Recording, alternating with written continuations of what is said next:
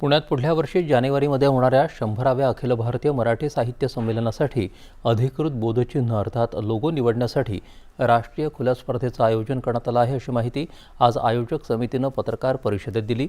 या स्पर्धेतील सर्वोत्कृष्ट बोधचिन्हाला 51,000 रुपये रोख पारितोषिक आणि सन्मानचिन्ह देऊन गौरवलं जाणार आहे।